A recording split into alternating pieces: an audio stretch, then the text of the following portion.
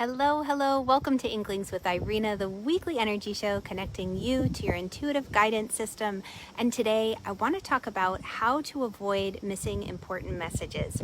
This has been coming up over the last couple of weeks, and I wanted to bring it up here because that to me is a sign if it's coming up with my clients, if it's coming up in common messages and social media, it's my sign to talk about it and share with you. So today, what I want to do is when we talk about these important messages, I want to clarify a little bit. Hello, Murphy. Great to have you. As you guys jump on, let me know if you've ever felt like you've missed an important message or maybe you've caught it. Let me know that too. Give me a little thumbs up if you've caught it. But these important messages, sometimes empaths call them nudges, that feeling to take action somewhere. Something isn't quite sitting right, you can't relax, you get that little prompting, that feeling, that nudge, what I call an inkling, to move. And it's interesting when we look back and we start to analyze and realize there were moments where we didn't pay attention to those feelings. We didn't take action. And I've got a little formula I use to help us clarify, is this a feeling? Is this a nudge or an inkling that I am supposed to pay attention to? Or is this just like Garfield having bad lasagna before bedtime and nightmares, I want to just share this with a story that my client experienced recently. It's a wonderful example of just how our angels, our guides, our friends in high places, the universe, God is looking out for us.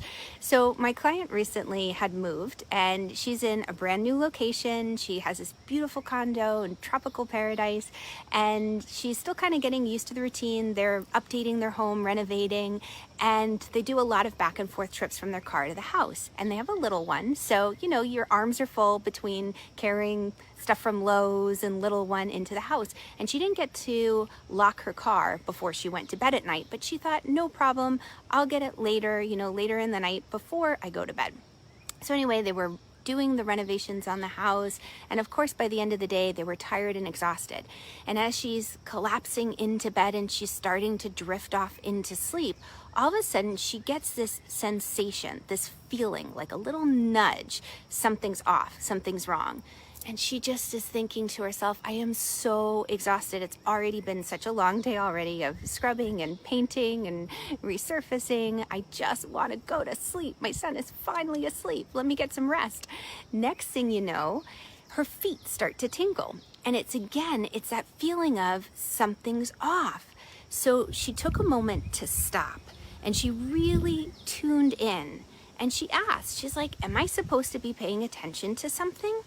And she ran through the 3 C's that I want to share with you in just a moment. But as she did that, she realized, I forgot to lock the car.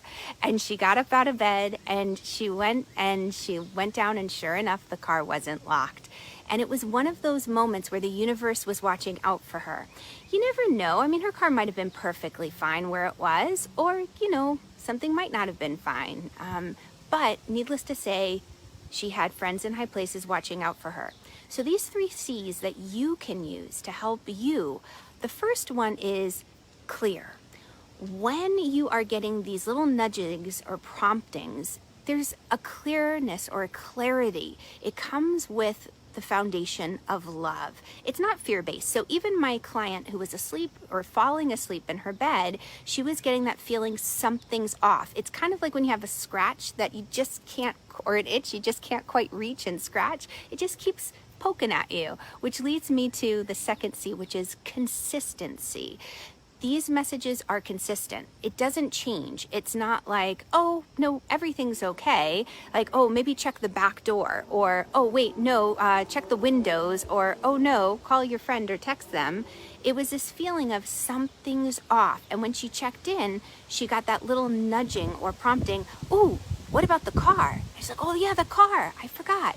So usually when these messages come, they are consistent. And you can always ask, okay, if this is something I need to pay attention to, please give me another sign that it is. If it's the car, pop a car somewhere into my field of awareness.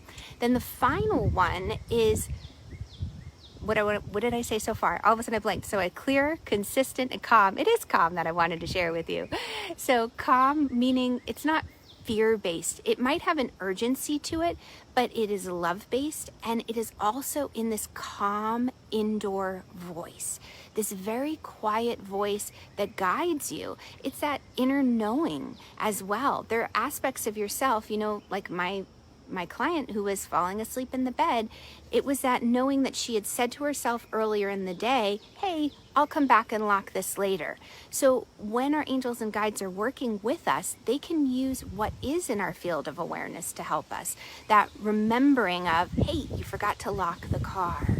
So know when you are getting these important nudgings or inklings, run them through the 3 C's.